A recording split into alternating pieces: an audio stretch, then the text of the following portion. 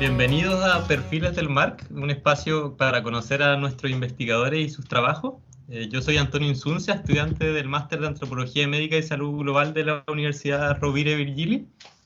Y hoy conversaremos con Ángel Martínez Hernáez, que es doctor en Antropología, director del Centro del MARC y profesor distinguido del Departamento de Antropología, Filosofía y Trabajo Social de la misma universidad.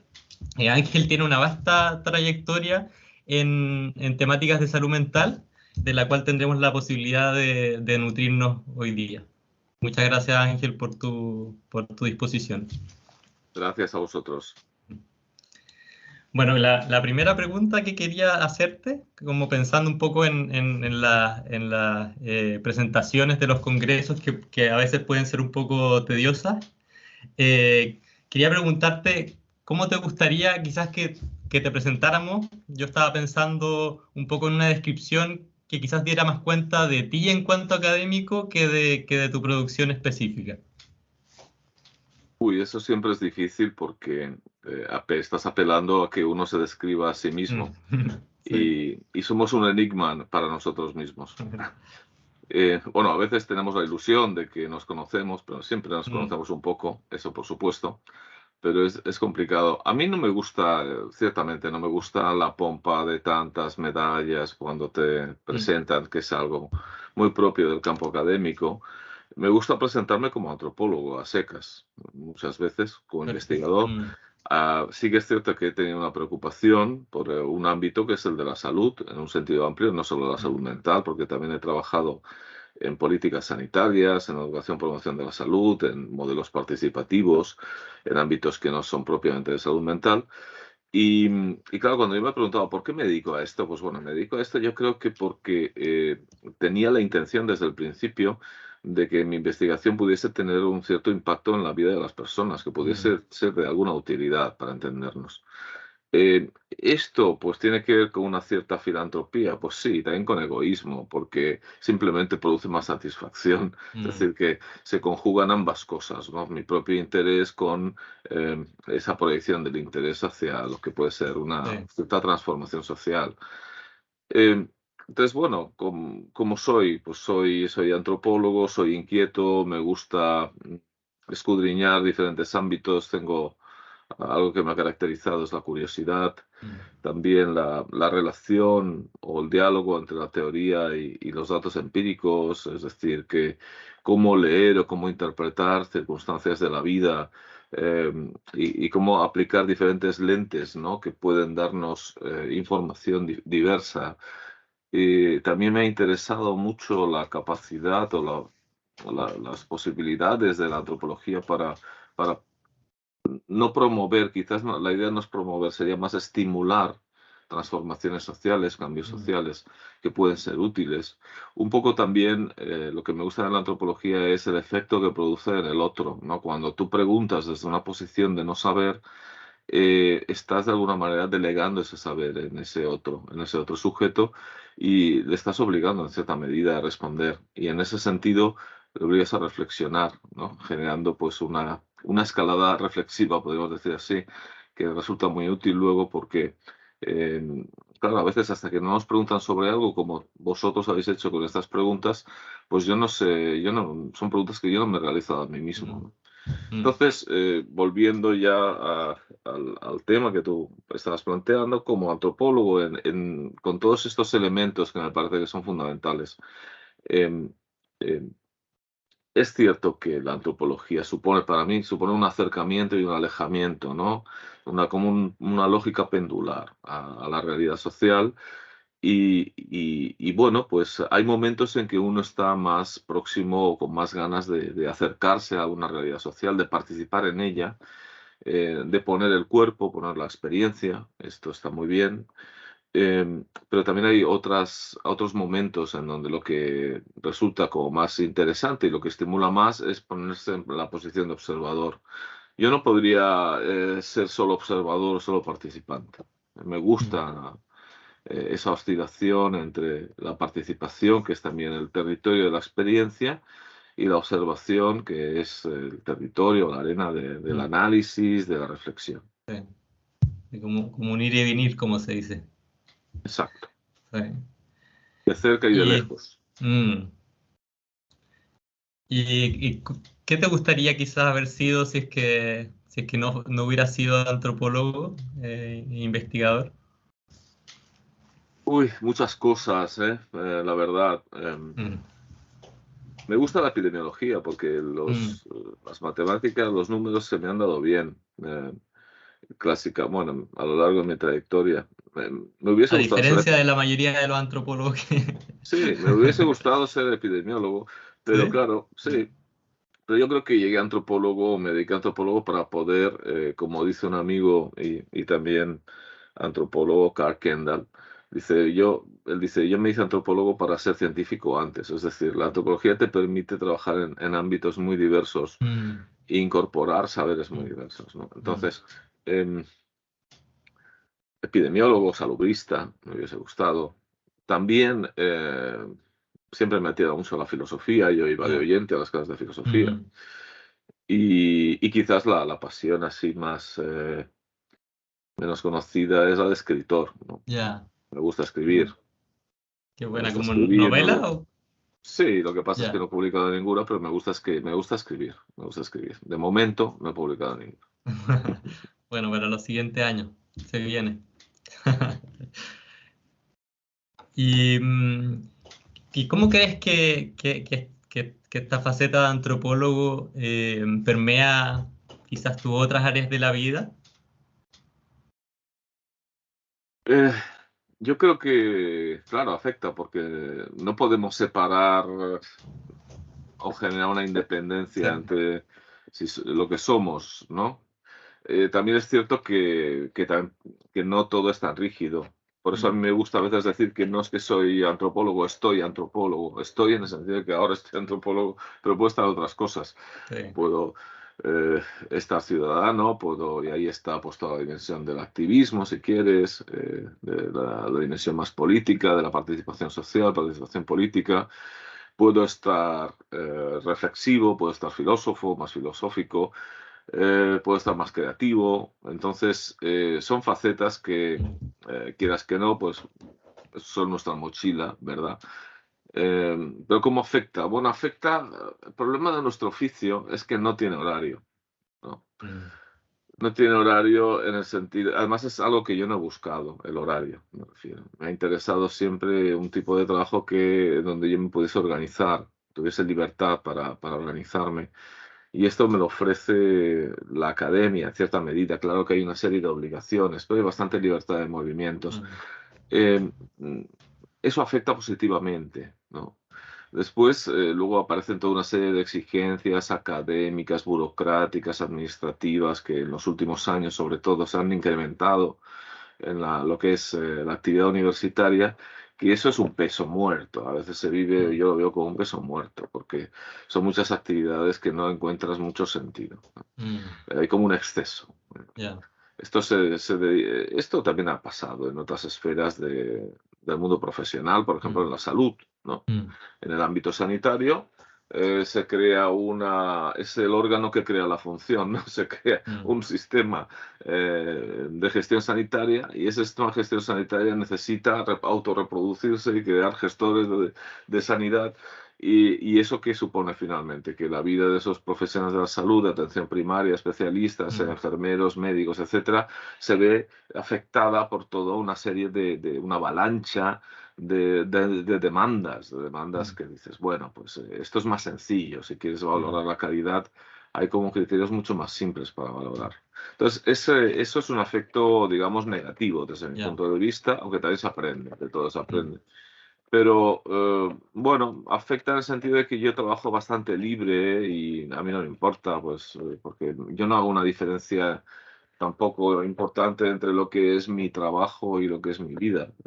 mm, Está todo bastante mezclado, incluso mm, mm, por las experiencias de viajes, de estancias. Claro, al trabajar en antropología, quieras que no, pues si te vas de investigador a otro país, pues estás un tiempo allá y eso afecta a tu vida, está atravesado, ¿no?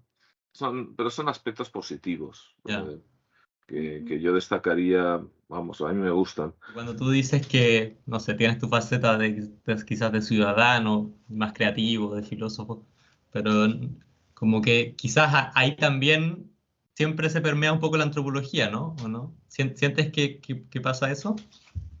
Sí, sí, claro que se permea la antropología, pero bueno, yo tengo una visión quizás, quizás demasiado clásica o tradicional de la antropología, a veces en el sentido de que yo distingo lo que es el activismo en sus diferentes sentidos de lo que es la antropología. Porque claro, si la antropología se convierte en activismo, es activismo. Y si Mm, el activismo se convierte en antropología, es antropología, con lo mm, cual pierde sentido. Yo creo que hay que mantener un poco ciertos equilibrios mm, entre una cosa y la otra, ¿no? Eh, Son diferentes ángulos desde los mm. cuales abordar la cuestión Sí. de, Mm, que se está trabajando. Si estamos, por ejemplo, trabajando sobre desigualdades sociales en salud en una determinada comunidad, es importante denunciarlo desde el activismo, pero también desde una investigación antropológica que ponga al descubierto cómo están funcionando esas sí. desigualdades, cómo están construidas, cómo están impactando en la vida de la gente. Mm, Entonces, claro que hay muchos elementos ahí que se solapan entre las dos visiones, entre las dos perspectivas, pero son ángulos diferentes. Y ya. creo que está bien que sean ángulos diferentes. ¿Por qué? Sí. Porque el activismo muchas veces ya es rápidamente descartado Mm, por ser activismo. mm, Y en cambio, desde la posición o desde el ángulo antropológico, pues estamos en otro lugar. Estamos en el mm, lugar académico que está bien también para poder señalar qué es lo que está ocurriendo, qué es lo que mm, importa ahí. Porque, claro, estamos en un mundo con unas desigualdades sociales terribles, por ejemplo, mm, ¿no? Que condena a gran parte de la población mundial, no la marginación, sino, mm, como dice un sociólogo y amigo argentino, Alberto Vialakovsky, a la pura extinción. Es mm, decir, la extinción por hambre, la extinción por enfermedades, la extinción mm. por la falta de tratamientos accesibles. Entonces, esas desigualdades que son tan evidentes, tan palmarias, se pueden mostrar desde diferentes Ya. lugares. Y también se puede intercalar las dos posiciones, como Sí. pues han Sí, pero. hecho autores como Paul Farmer, por ejemplo, Mm, trabajando en Partners in Health. Pero incluso él mismo también a veces estos dos elementos, esos dos ángulos los tenía en consideración. mm. Y en relación a lo anterior, me parecía interesante la discusión que lleva a cabo en relación a los conceptos médicos de signo y síntoma, y me gustaría que si tú pudieras extender un poco en relación a ella. Sí, a ver, lo que planteas del signo y síntoma para mí fue como un pequeño descubrimiento, un pequeño lugar desde el cual empezar a construir algo. Mm, Muy sintéticamente, lo que observé, como algunos sí, tú ya sabes, ya has podido leer, es que por un lado en la medicina o en la biomedicina, la medicina científica, en esta tradición se diferenciaba entre signo físico y síntoma. Signo como evidencia objetiva de una enfermedad, el eczema en la epidermis, la fiebre, el signo natural o la señal natural, y síntoma como aquello que dice el paciente, la evidencia subjetiva de la enfermedad. Y pensé, qué curioso, resulta que en los diccionarios de medicina aparece esta distinción, pero luego en la práctica y en las mm, políticas y en los servicios, el síntoma importa muy poco, porque en mm, el fondo el síntoma no es algo natural, es la queja del paciente, mm, es me duele la cabeza, los riñones, no puedo levantarme por la mañana, estoy deprimido, etcétera. mm, Es decir, toda una serie de quejas o de malestares que, que son elaborados en el lenguaje y son transmitidos a un mm, destinatario, en este caso un destinatario clínico. Entonces me parecía que había habido como un exceso de apropiación por parte de la visión biomédica de esa discursividad, de esa narratividad del paciente, hasta el punto de anularla, de eliminarla, porque ya no importa de qué se queje, lo que importa son los signos, ¿no? mm, Y entonces, claro, el síntoma es la narratividad. El síntoma es la puerta o el inicio de una narrativa de enfermedad, de aflicción, de sufrimiento, donde lo que se condensa son cosas muy diferentes a lo que se condensa en la narrativa clínica, porque mm, ahí está el mundo de la vida, lo que dice Byron Wood, que la enfermedad sobre todo ocurre no en el cuerpo, sino en la vida de aquella mm, persona, en sus relaciones familiares, mm, en su mundo laboral, en ganarse el sustento, en seguir adelante, en fin, en tener acceso o no a un tratamiento que pueda paliar su sufrimiento, ya sea físico o psicológico, o las dos cosas.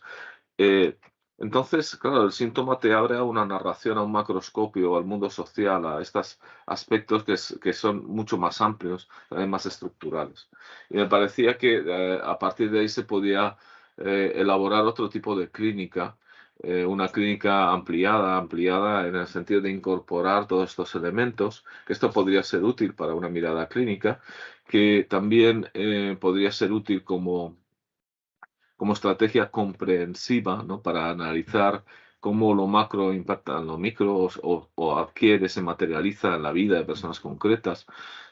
Me parecía que el síntoma era digamos, un objeto privilegiado, ¿no? Un espacio privilegiado donde, como una especie de hecho biosocial total, digo, en algún momento, ¿no? Si no recuerdo mal, en donde se condensa todo lo que somos, ¿no? Desde la biología, los procesos fisiopatológicos, porque también están ahí, claro, en forma generando un sufrimiento, como la economía política, las desigualdades, las relaciones de clase, de etnia, las creencias, las visiones del mundo, es decir, todos los aspectos culturales e ideológicos. Ese ha sido un punto que a mí me ha interesado, ¿no? Cómo a Además que partir son de ahí, conceptos EMIC, también quizás eso es claro, interesante, ¿no? claro, Que abre a son los conceptos conceptos EMIC, a los sí, conceptos nativos, porque claro, como es la narrativa, el código para entender la narrativa del paciente o de la persona sufriente o que sufre, es su vida, ¿no? Es su sí, vida y su pero me contexto. refiero a que también son conceptos EMIC de la medicina, como que, Ah, sí, sí, sí, sí, como de... sí. Sí, mira, esto no lo había pensado así, pero es verdad, se Mm, puede ver así, porque es como, igual que nos apropiamos de un concepto nativo como kula o como sí, potlatch, etcétera, pues nos apropiamos de síntoma, ¿no? sí, Podría ser. como poder discutir con los mismos conceptos que ellos manejan, como que creo que eso es interesante, ¿no? Sí, lo que Mm, pasa es que aquí no solo se trata de eso, ¿no? Pero se trata de ponernos en una contradicción. De que sí, habláis de que la por enfermedad eso, está sí. compuesta de signos y síntomas, pero no estáis atendiendo a este Mm, espacio. mm, Porque ahí es donde eso te abre la puerta ya no a lo que es, sino a cómo es analizado, en este caso por la biomedicina, a los saberes sí, expertos.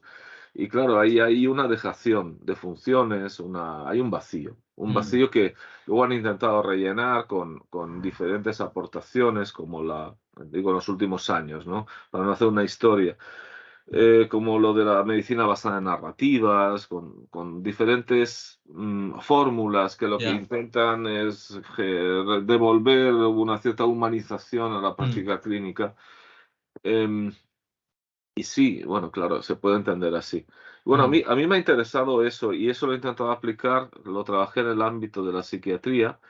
La psiquiatría, yo llegué a la psiquiatría porque cuando yo estudié antropología tenía un profesor que luego fue mi director de tesis, Claudio Esteban Fabregat, en la Universidad de Barcelona, que daba un curso sobre cultura y personalidad y trabajábamos mucho esta cuestión de la psicopatología, ya. el psicoanálisis, etcétera. ¿Esto Y en no el grado? existía, ¿eh? ¿En el grado? Sí, bueno, antes se Ya. llamaba licenciatura, pero sí era Perfecto, en la verdad. licenciatura, sí, sí. Sí. Eh, y no teníamos algo así como una antropología de la salud, ¿no? Ya. Mm, Entonces, en aquella época, vale, también me interesó el psicoanálisis y estuve 2 años formándome en psicoanálisis con la escuela lacaniana. mm, Y luego, pues, tuve la sensación de que necesitaba regresar a la ciencia, lo que yo consideraba que era la ciencia, y realicé un máster de psiquiatría social en el Hospital Clínic de Barcelona me fue muy útil porque me fue muy útil sobre todo para tener acceso pues, a diferentes servicios, a conocer cómo mm, funcionaban las cosas. Eh, y bueno, luego no volví ni a esa ciencia de la psiquiatría ni a la especulación o visión más conjetural del psicoanálisis, sino que me quedé con la antropología, que creo que es un espacio donde se pueden reunir ambas cosas, mm, ¿no? Además, una de las cosas que también me sorprendió mucho de este mundo, porque claro, en la psiquiatría se revelan cosas más fácilmente que en otras especialidades médicas, ¿no? mm, Como es la negación del síntoma, la negación del síntoma entendiendo que a veces que haya una verdad en la queja del paciente, ¿no? Y esto en determinados ámbitos es muy evidente. Por mm, ejemplo, todo lo que es el ámbito de los trastornos mentales severos, cuando hablamos de esquizofrenia, del ámbito de la psicosis, se habla de que son trastornos o enfermedades donde el sujeto no tiene conciencia de enfermedad. Pero, claro, si lo miras desde un punto de vista etnográfico, te das cuenta de que igual no hay conciencia de enfermedad, porque no reconoce, esa persona no reconoce que tenga ese trastorno o enfermedad, pero sí que hay una conciencia de sufrimiento. Entonces, ¿qué más da? Es decir, si hay un sufrimiento, hay la posibilidad de un vínculo, hay la posibilidad de una ayuda, Sí. de una atención. Si construyes esa atención desde una categoría fuerte como esquizofrenia o tal que aplasta a la persona, pues es obvio que que se va a revolucionar mientras pueda. Y eso es un signo, incluso, o podemos entenderlo, de salud mental, porque al menos hay capacidad para rebelarse. Luego lo que pasa es que con el paso del tiempo estas personas ya no se rebelan y se acomodan a la medicación y también una vida como claro, Martín y yo a veces hemos hablado de como del paciente obediente, ¿no? Que ya está domesticado, que lo han dejado fuera ya muy tempranamente del mercado laboral, de la vida social, porque gran parte de las quejas que tienen a veces las personas afectadas, aunque esto ha mejorado mucho en los últimos años, es que no han tenido una familia, o sus aspiraciones son tener un trabajo, tener una familia, tener pareja, es decir, cosas habituales, ¿no? De la gente no diagnosticada, las personas no diagnosticadas. Entonces, claro, a mí me parecía que ese es un punto también, un tema que he trabajado bastante, cómo se producen discursos de certeza. En el campo psi hay mucho discurso de certeza que generan los propios delirios expertos, ¿no? Sobre cómo son las cosas, ¿no? Y poca atención al síntoma entendido como qué hay de verdad o de sentido, o de verdad en un sentido de experiencia para aquella persona afectada en lo que te está diciendo. Ese es un tema que me ha interesado. Luego me han interesado otros. También trabajé bastante tiempo sobre depresión, ¿no? Ya. Sobre todo el consumo de antidepresivos, porque me interesaban las biopolíticas Ya. o las psicopolíticas o neuropolíticas, como queremos definir, es decir, cómo de alguna manera se produce, se generan dispositivos en el sentido Foucaultiano, o respuestas para resolver carencias que está generando el propio sistema neoliberal y que Ya. tiene que ver con ese cansancio crónico, que tiene que ver con ese desgaste al que somete a las personas. Entonces, eso también me ha interesado. También trabajé en este ámbito eh, próximo sobre los malestares de los adolescentes y jóvenes. Ese fue un proyecto bastante amplio que desarrollamos, en donde aquí analizábamos cuestiones que eran las estrategias profanas que tenían los adolescentes y jóvenes para afrontar la adversidad, la importancia de la camarilla, del grupo de iguales, y también por qué se producía la evitación de los servicios profesionales de atención, porque los adolescentes y jóvenes son los que más, es el grupo de edad que más evita este tipo de servicios. Es decir, que fuimos investigando diferentes temas, generalmente en equipo, con más personas, tejiendo también complicidades con diferentes investigadoras, investigadores. Bueno, el hecho de que, claro, gran parte de mi red, de mis amigos también, o mi propia esposa, ella es psiquiatra, pero bueno, muchos amigos son psicólogos, son psiquiatras, eso pues me ha facilitado esta interlocución, ¿no?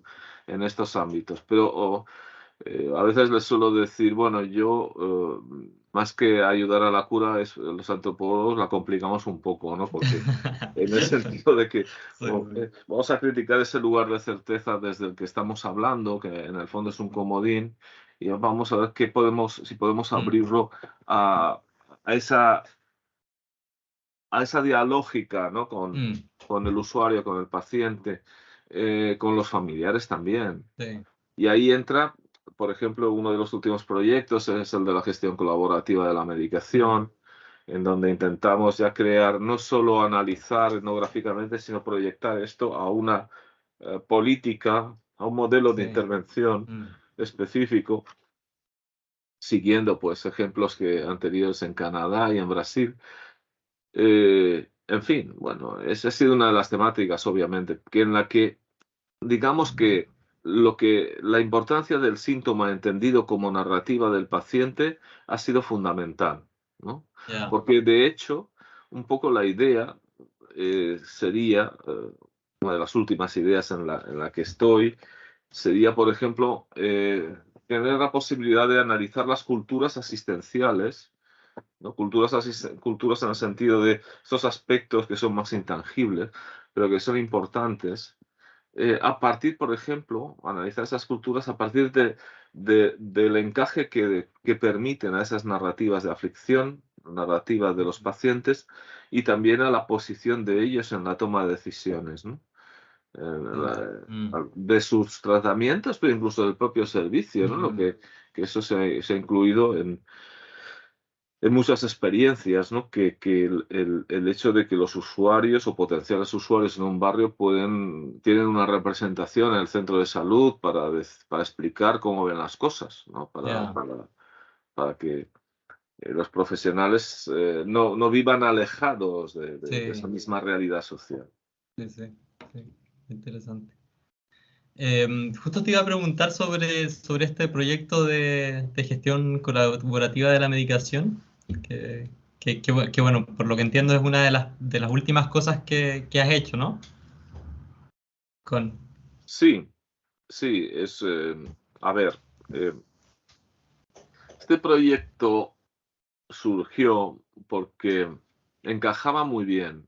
Era como intentar un paso de la investigación al diseño de políticas o diseño de modelos, de iniciativas ya, que permitiesen una mayor democratización de las prácticas. Concretamente, lo que se conoce como la toma de decisiones apoyada o soportada, ¿no? Que esto está muy defendido en los estudios de discapacidad. No ya, solo es la toma compartida de decisiones entre, por ejemplo, paciente y clínico, sino que el paciente dice, no, no, la decisión la tomo yo, pero tú apoyas con información, con conocimiento, mi decisión, ¿no? A partir de una relación dialógica. Entonces fue un contacto y una experiencia que ya conocíamos previamente.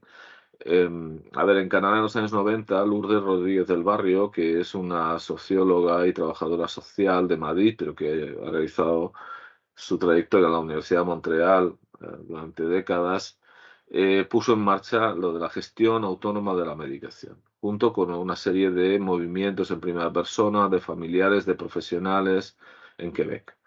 Y esto tuvo bastante éxito, que básicamente supuso pues, la creación de una guía y un modelo para producir, generar, promover autonomía entre los usuarios, porque observaron que, sobre todo cuando hablábamos de trastorno mental severo o grave, que la medicación era un nudo, es decir, que ahí se cruzan muchas cosas, como es la conciencia, no conciencia de enfermedad, sufrimiento, ya, está la coerción, sí, etcétera. Por ejemplo, pues el paciente o el usuario no quería tomarse la medicación porque producía unos efectos secundarios terribles y los familiares le obligaban. Y entonces se empezaba a generar todo un círculo de desconfianza cruzada en donde ya el paciente iba al profesional, el profesional le preguntaba por si oía voces, si seguía teniendo aquellas ideas delirantes o tal. Entonces el paciente respondía que no, no, no, no, pero bueno.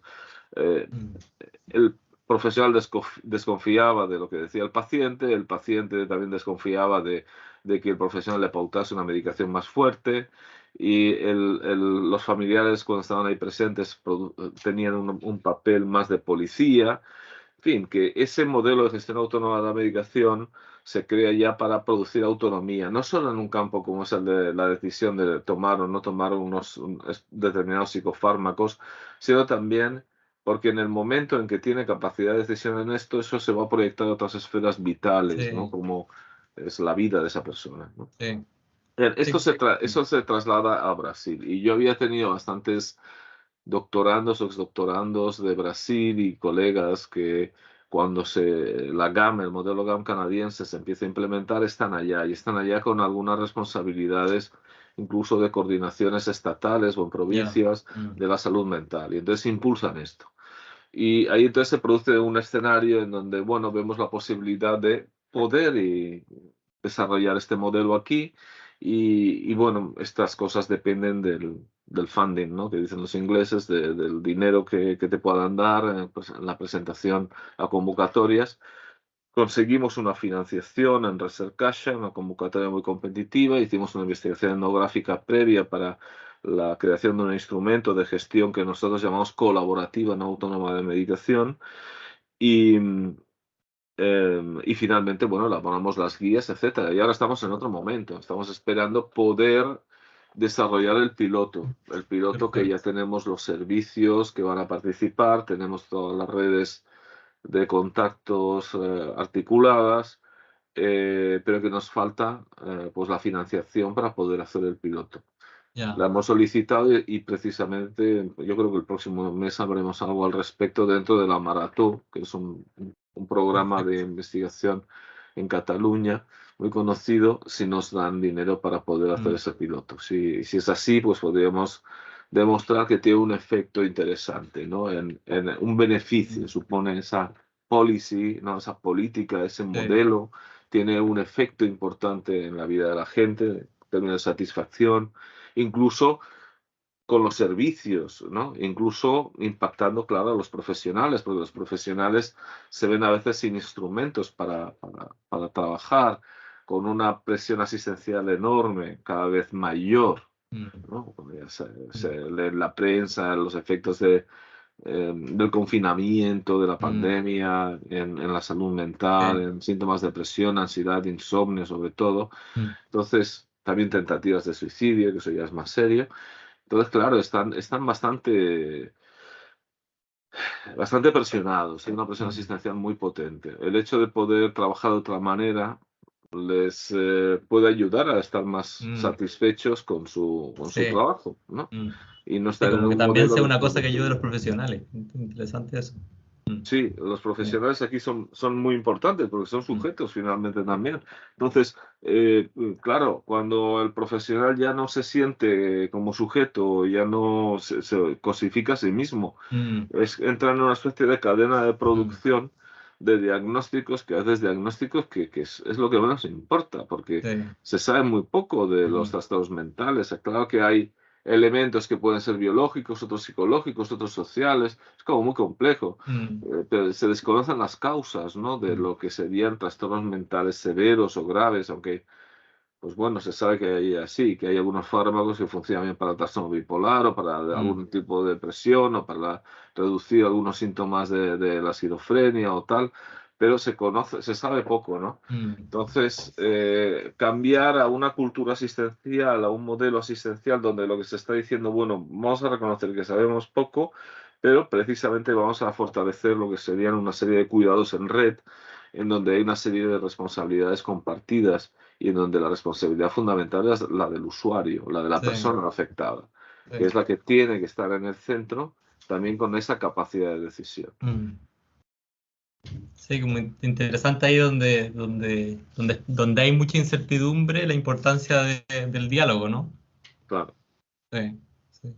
Y por lo que entiendo, esta iniciativa está más pensada para diagnósticos que la psiquiatría denomina graves, como la esquizofrenia, o también está pensado para tratamientos con personas con depresión, con trastornos ansiosos.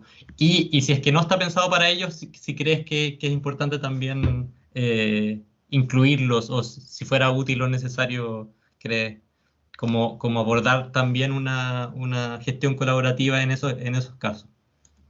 Sí, no, claro que sería útil. Hay experiencias, por ejemplo, en Brasil, incluso con niños, en lo que sería Mm, en infantil, y con el ámbito de las adicciones, ya, consumo de alcohol, ya, sustancias diversas. Lo que pasa es que, claro, el núcleo duro de la psiquiatría, de la atención en salud mental, han sido pues la esquizofrenia, sí, fundamentalmente el ámbito de la psicosis, ¿no? mm, O el TLP, ¿no? Los mm, trastornos límite de la personalidad. Situaciones estas que se consideran como más problemáticas. sí, Claro, si se puede aplicar ahí, en los otros se puede aplicar más fácilmente. ya, De otras mm, cosas porque eh, hay como dos políticas, dos biopolíticas en la salud mental que cohabitan. Una que tiene que ver con la coerción que va dirigida a este campo, donde aún el modelo coercitivo, manicomial, disciplinario está muy presente culturalmente. Y luego hay otra biopolítica que ya no actúa tanto con la coerción, sino con el convencimiento, Ya. que es lo que pasa con todo este espectro de la depresión, ansiedad, en donde pues no hace falta decir a la persona que obligarle a tomar la medicación porque ya te la pide él, ¿no? Sí. Te la pide y te la solicita incluso a veces cuando supuestamente no la necesita, ¿no? Porque está triste. Entonces, solo está triste, no está deprimido.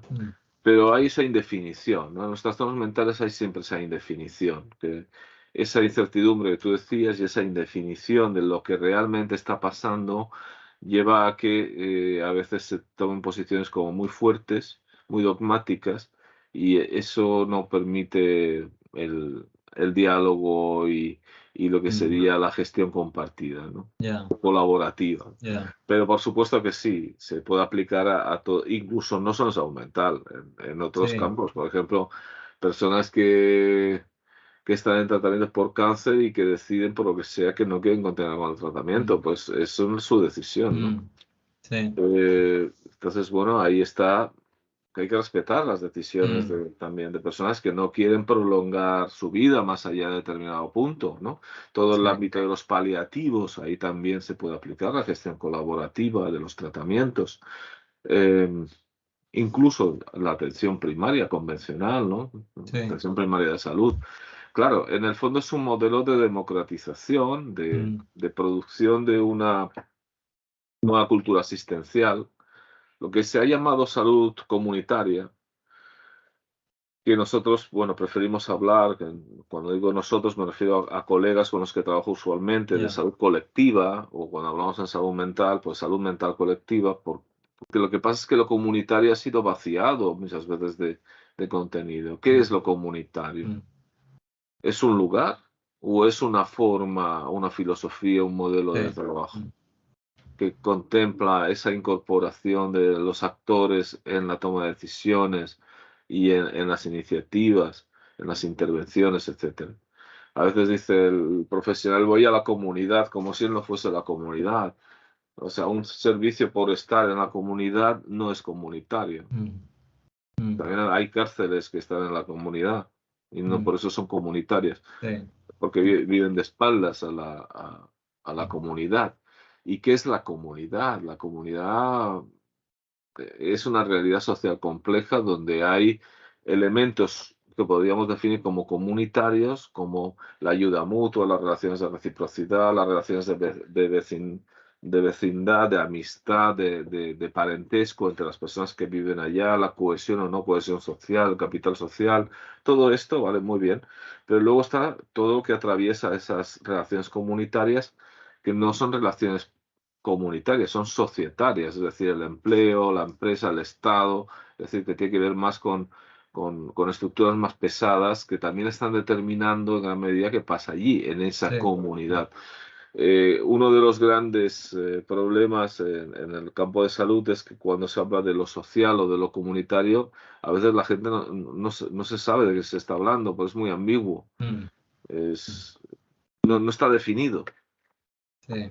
Entonces, ese es un tema que a mí, por ejemplo, me interesa, Ya. me interesa desarrollar, porque creo que ahí, como antropólogos y antropólogas, tenemos la posibilidad y capacidad también de demostrar cosas diferentes a lo que se está diciendo y que pueden tener cierta utilidad para repensar las prácticas, que eso también importa, porque repensar las prácticas modifica cosas. Sí.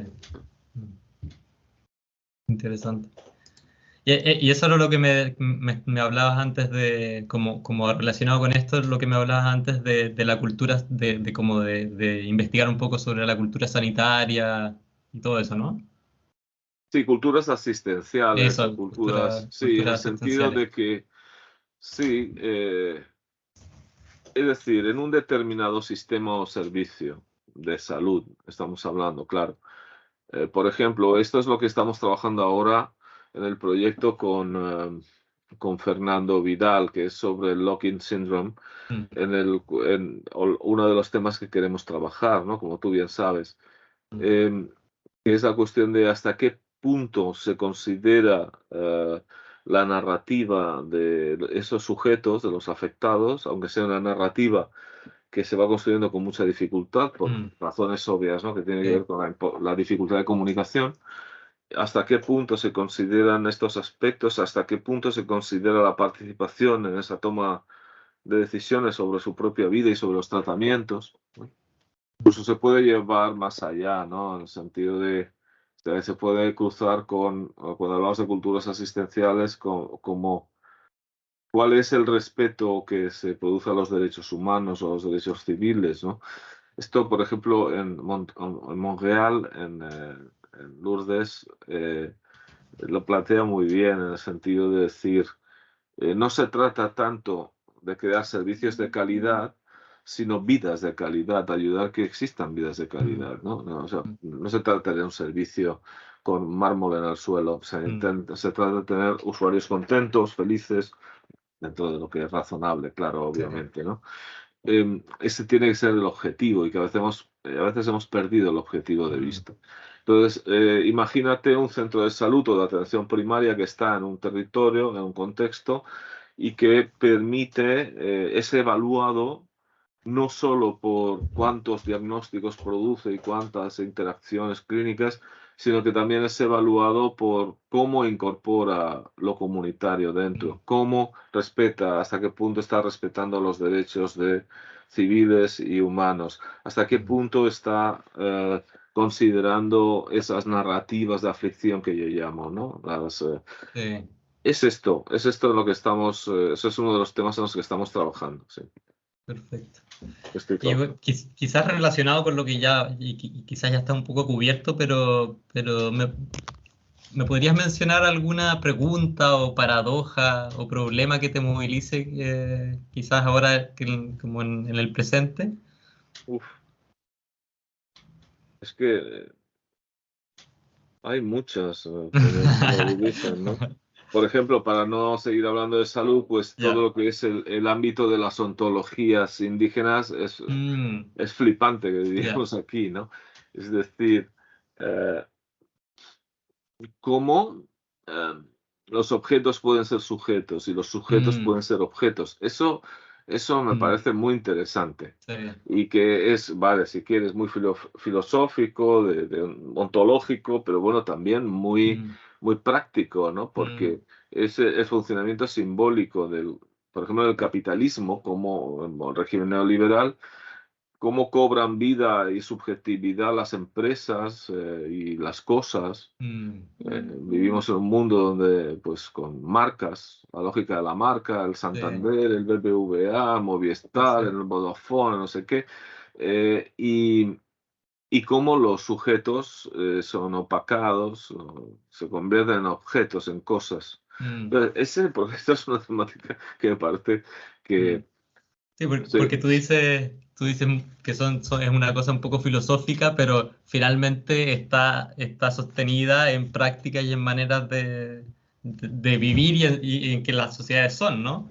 Claro, porque captura la existencia, es decir, es un orden simbólico que captura la existencia de las personas, captura el sentido que les dice cómo tienen que vivir y cómo tienen que interpretar, y lo que importa esa subjetivación, esa marca. Entonces, esas marcas para la vida concreta, es decir, ahora, por ejemplo, alguien se muere y te mueres, te da un infarto o te caes sobre la mesa y lo que ves son marcas, ¿no? Y ahora vería un montón de marcas de mi cuenta en el banco, de mi teléfono móvil, del agua que tengo aquí, en fin, me explico, ¿no? Del propio ordenador, ¿no? Del propio computador. Entonces, la importancia de las marcas y también cómo hay sujetos que entran en la lógica de la marca y hay sujetos que quedan excluidos de ser marca. Claro, ese es un tema que, bueno, tengo un texto que llevo trabajando hace unos años, aunque lo tengo ahí bastante parado, en donde voy por esa dirección, es el cruce, el hilo conductor que me permite juntar diferentes experiencias etnográficas, aquellas en salud mental, también las que desarrollé en salud, en educación, promoción de la salud, hace años con el gobierno de Aragón, también la experiencia de los Culina de Amazonas. Es decir, que estoy intentando como que ese sea un elemento transversal, pero bueno, no he tenido aún la energía para acabar ese libro. Todo un Espero acabarlo desafío, algún ¿no? día. Sí. Tenía otras cosas. Y un autor o una idea que sientas que ha sido central en tu trabajo académico. Son muchos, no. Yo soy poco mitómano, es decir, no. Pero ahí sí hay autores que me han influido muchísimo. Por ejemplo, Levi-Strauss me influyó mucho. Yo estoy pensando en, corrígeme, pero no sé si De Martino es un autor que... Sí, más reciente. Lo que pasa es que de Martino hay cosas que me gustan más y menos. Bueno, como en todos, ¿no? Sí, de Martino sí, pero y fíjate que es un poco cierta antinomia del Levi-Strauss. Levi-Strauss es el estructuralismo, esta idea de que el sujeto, él dice Levi-Strauss, es el niño mimado de la filosofía, con sentido. Sujeto, ¿qué sujeto? Si somos un punto donde pasan cosas, simplemente. Entonces, esa actitud que permite un análisis diferente de lo que es ser un sujeto, me ha parecido a mí muy fascinante. Y en lo opuesto está De Martino, que es la fenomenología, que es algo más de cómo darle importancia al sujeto, a la subjetividad o a la forma, o a estar a la forma de ser en el mundo, ¿no? Son como, es el existencialismo y el estructuralismo como opuestos.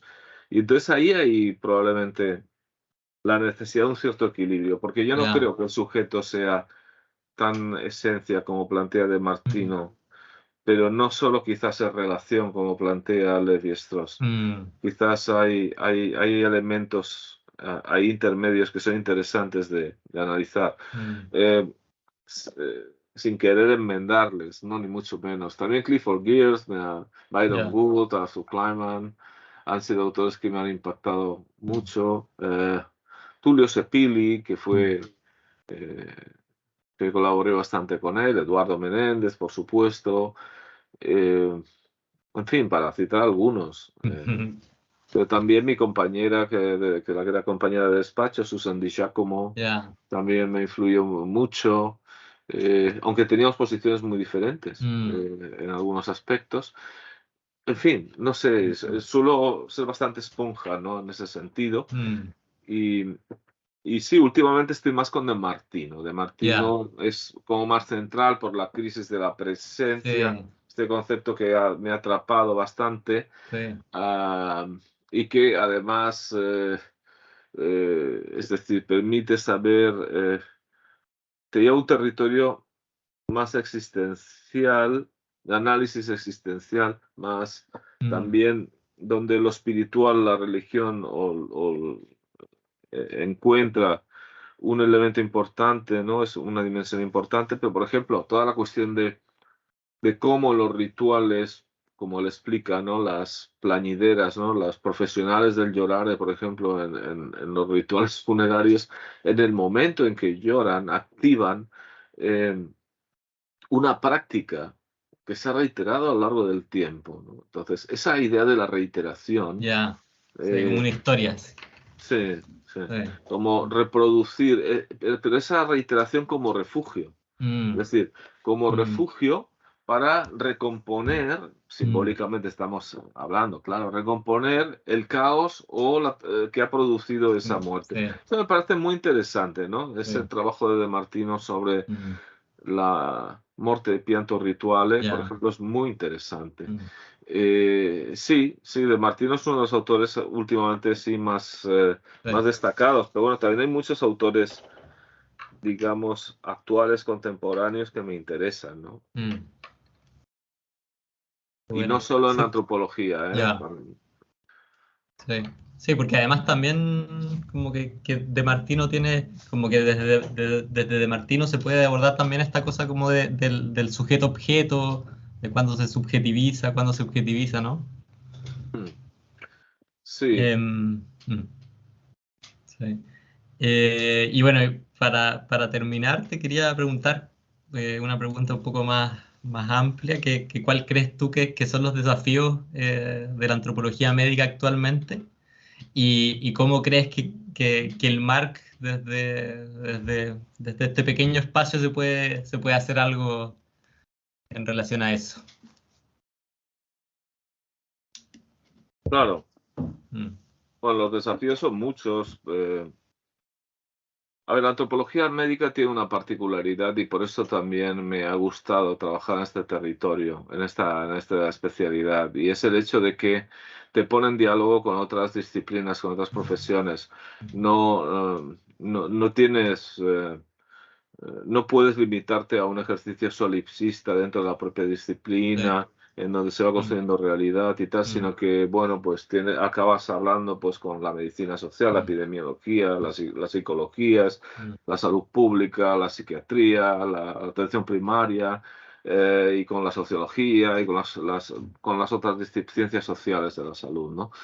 Eh, es decir, que a mí me gusta por eso. Yo entiendo la antropología médica como un punto de encuentro, como un espacio de ya, encuentro, en donde nosotros podemos potenciar algunas cosas, que como podría ser la reflexividad, como podría ser ese enfoque etnográfico que facilita la reflexividad, pero también el análisis más macroscópico, comprensivo de lo que está pasando en términos de salud y enfermedad, y cómo eso además lo podemos proyectar a determinadas políticas, iniciativas, modelos de atención que faciliten y que tengan un impacto positivo en la vida de la gente, mm, ¿no? Eh, Esto puede ser en el sur global, ¿no? Donde ya se intenta hacer mucho en este sentido y se hace también críticamente, que eso importa, porque no por trabajar en el sur global se va a hacer bien, igual se está haciendo muy mal, y esto en salud global hay que tenerlo en cuenta. El movimiento de salud global es un movimiento que ya se ha discutido dentro de él, está a veces como muy colonizado por el norte global, ¿vale?